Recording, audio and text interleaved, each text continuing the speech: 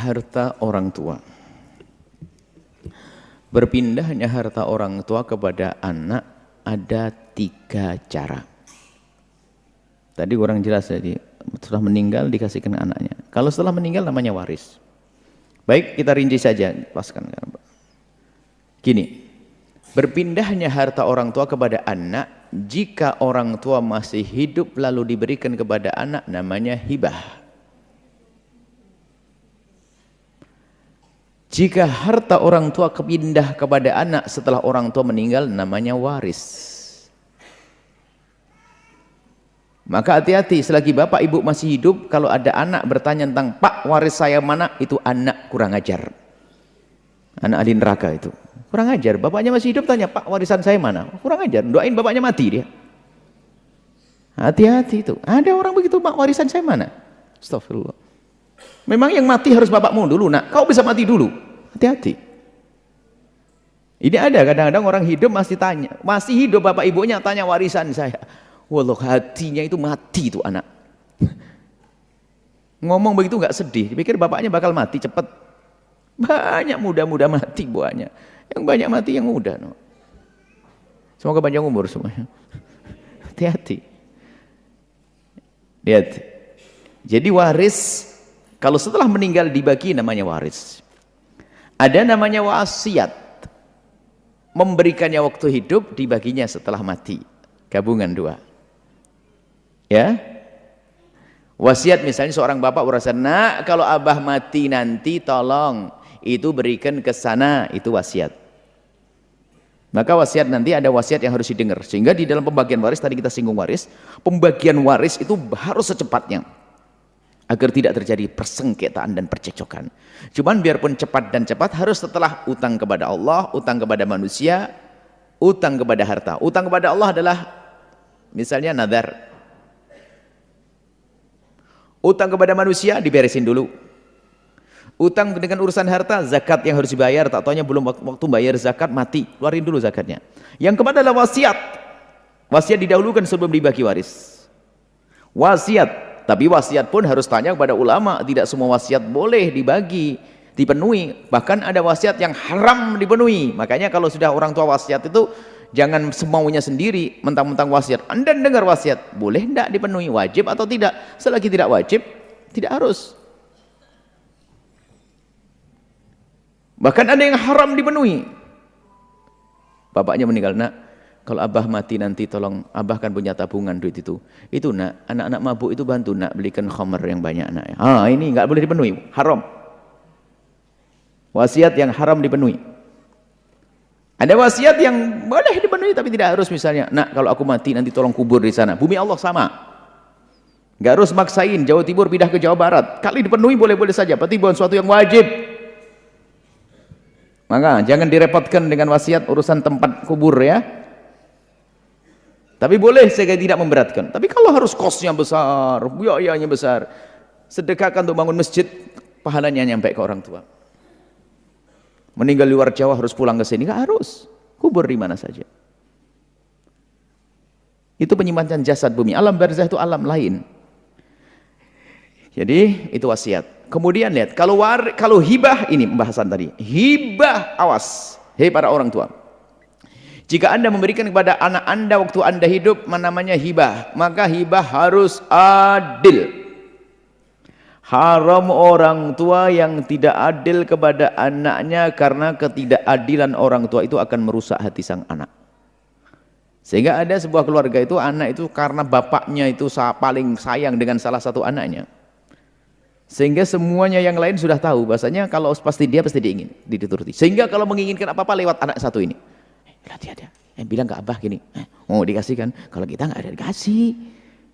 Diam-diam akan tertanam dendam. Bapaknya meninggal tuh, bapak mati, mau apa kau? Jadi kalau ada orang tua tidak adil, menjadi meracuni anak. Menjadi sebab kedengkian di antara sang anak. Bahkan muqaddimah rebutan waris dari sini. Hei para orang tua, hati-hati. Bahkan kalau ada anak bandel dan sebagainya pun tidak boleh diperlakukan tidak adil. Adil ini adalah bukan berarti adil langsung dibagi, anaknya bayi masih orok, masih bayi, bagi-bagi duit 100 juta yang gede, ini anak kecil kasih 100 juta, hilang, diambil sama orang nanti. Maksudnya disiapkan begitu dalam pikiran kita, nggak boleh niat membeda-bedakan, hati-hati. Biarpun masalah pemberiannya nunggu, nanti setelah menikah saya buatkan rumah karena kamu belum menikah, belum.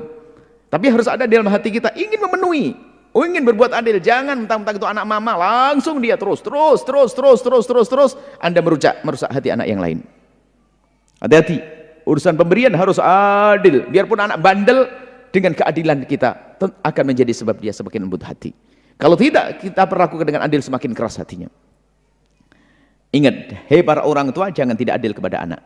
Di sisi lain, ini kalau tidak kita sambung ini bermasalah nanti. Hei para anak, jangan sekali-kali engkau berani berkata kalau bapakmu tidak adil. Awas, hati-hati. Karena banyak yang diberikan kepadamu di saat engkau tidak sadar. Mungkin waktu engkau kecil, atau diam-diam sudah dipersiapkan, cuma belum diungkapkan. Maka awas. Kalau ada anak, makanya kalau kita hanya ngomong orang tua wajib adil, tiba-tiba anak berkata, Bapak harus adil, ini kurang aja. Makanya saya sambung sekali. Kalau saya hanya nasihati bahasanya, orang tua harus adil, nanti ada anak pertobatan, bapakku tidak adil. Langsung ngomong gitu nanti. Awas, hati-hati. Enggak.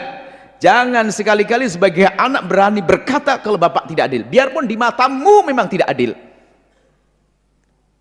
Karena apa? Kita tidak tahu semuanya dilakukan oleh bapak ibu kita. Mungkin waktu kita sakit dulu menghabiskan duit yang banyak.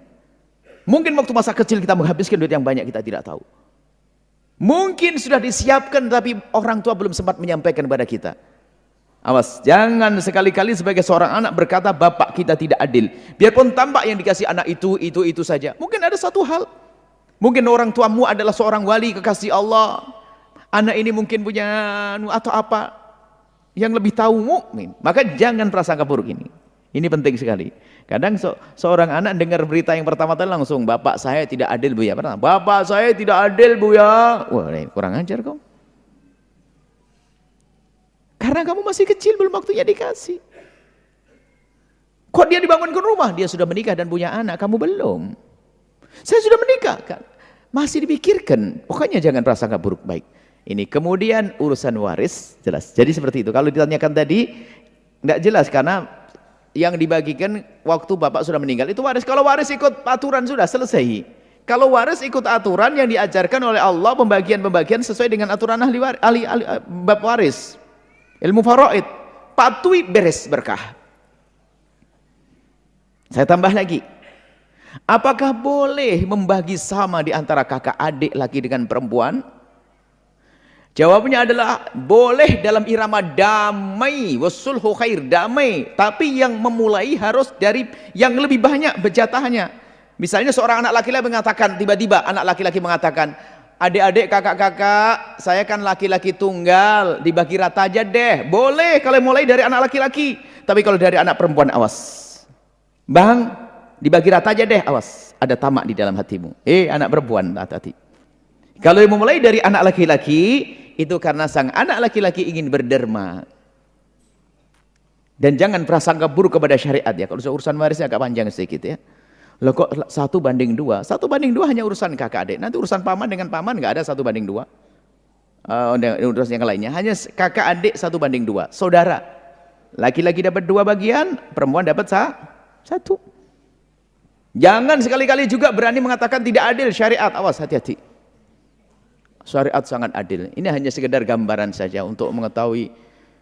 Ini untuk memahamkan. Jadi gini, di dalam Islam selalu adil dan sangat adil. Biarpun di mata kita kayaknya nggak adil. 1:2 kok adil tuh bagaimana sih kisahnya? Tapi kalau dari Allah tentu panjang kisahnya.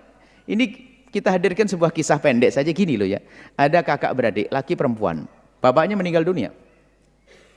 Meninggalkan uang 30 juta. Ibunya sudah wafat duluan. Tinggal bapak seorang duda punya anak 2 laki perempuan. Umurnya yang satu 19, yang satu 21. Yang laki 21, adik perempuannya 19. Meninggalkan duit 30 juta. Maka 30 juta harus dibagi. 1:2. Anak laki-laki dapat berapa? 20 juta. Anak perempuan dapat 10 juta, baik. Tak tahu aja kebetulan mereka ingin menikah. Sudah waktunya menikah. Nah karena menikah, kemudian nikah dapat orang di kampung itu semuanya. Dan kebiasaan di kampung tersebut, kalau orang menikah itu laki-laki harus berikan mahar. Bukan kebiasaan dalam syariat kan. Umumnya mahar di kampung itu ya biasa laki-laki memberikan mahar dan perempuan dapat mahar, wajar. Kan syariat. Dan kebiasaan di kampung itu kalau ada laki-laki menikah maharnya rata-rata ada 20 juta. Menikahlah bareng, kuadenya sebelahan. Kuade abangnya, kuade adiknya dapat mahar. Adiknya yang laki-laki bayar mahar, adiknya dapat mahar. Adiknya menikah dengan orang lain, dia menikah dengan tontongan. Kakak adik gak boleh menikah. Sang abang menikah dengan seorang anak gadis, meminang anak gadis, menikahi, lalu ngasih mahar. Ngasih mahar berapa? 20 juta. Sang abang yang laki-laki duitnya tinggal berapa? 0, habis. Adik perempuannya yang tadi dalam warisan hanya dapat 10 juta, ya enggak? Waktu menikah dengan laki-laki dikasih mahar. Dikasih berapa? 20 juta. Duitnya berapa anak gadis? 30 juta. Abangnya enggak punya duit, adiknya punya 30 juta. Tak taunya punya anak 15 semuanya. Ayo. Yang ngasih nafkah abangnya tadi, ngasih nafkah kepada istri dan anaknya. Ini sang adik perempuannya dinafkahi sama suaminya. Ayo. Bahkan sampai mati pun ternyata kalau laki-laki meninggal dunia, kain kafannya laki-laki diambil dari hartanya sendiri. Tapi seorang istri kalau meninggal dunia, kain kafannya menjamin suaminya. Sampai mati pun laki-laki yang ngurusi. Mau mati duluan? Loh, suaminya suruh mati dulu. Mana ndak langsung oleh. Panjang umur semuanya. Tapi harus mati husnul khatimah. Nah itu masalah waris seperti itu ya. Tolong hati-hati, waris ini serem sekali, ngeri sekali. Jadi begitu. Nah, jadi kalau sudah, apapun yang telah diberikan oleh orang tua waktu orang tua hidup adalah miliknya sang anak. Tidak boleh ditarik menjadi harta waris lagi. Misalnya seorang ayah memberikan kepada anak nomor 1 rumah, selesai miliknya dia. Lah kok kelihatannya nggak adil? Ayah kan nggak tahu kalau bakal mati duluan, sehingga belum membuatkan rumah untuk anak yang nomor 2. Kan sudah dapat jatah, nggak boleh. Hati-hati, ini yang sering terjadi. Karena abang sudah dapat rumah, saya belum. Maka abang sudah rumahnya. Rumah abang itu hadiah daripada sang ayah, namanya hibah. Yang tersisa dibagi waris secara benar, jangan dimasukkan itu. Kadang kebusukan jiwa tuh. Apakah sudah dapat rumah? Kenapa ngambil-ngambil di sini? Jahatnya itu urusan waris ini, ngerep, serem. Jadi rumahnya abang dalam miliknya dia karena hibah dari orang tua. Apa kok tidak adil? Oh, double salahnya, double kurang ajarnya. Ayahmu bukan tidak adil karena kamu belum menikah, belum dibantuin rumah. Sebelum sempat buatin rumah buat kamu, abahmu sudah wafat. Kau bilang tidak adil, kurang ajar benar kau sebagai anak. Hati-hati urusan ini, hati-hati. Maka abang sudah punya rumah, alhamdulillah punya rumah. Daripada nggak punya rumah semuanya. Kalau orang punya hati bersih kan aman. Tinggal tanah yang ada semuanya dibagi sesuai dengan aturan waris. Abang dapat lagi? Ya dapat lagi dong. Tadi bertanya. Dapat lagi sang abang. Karena yang rumah didapat waktu ayah hidup, sekarang didapat setelah ayah meninggal. Tadi sebagai hibah, sekarang sebagai warisan. Seperti itu. Wallahu a'lam bishawab.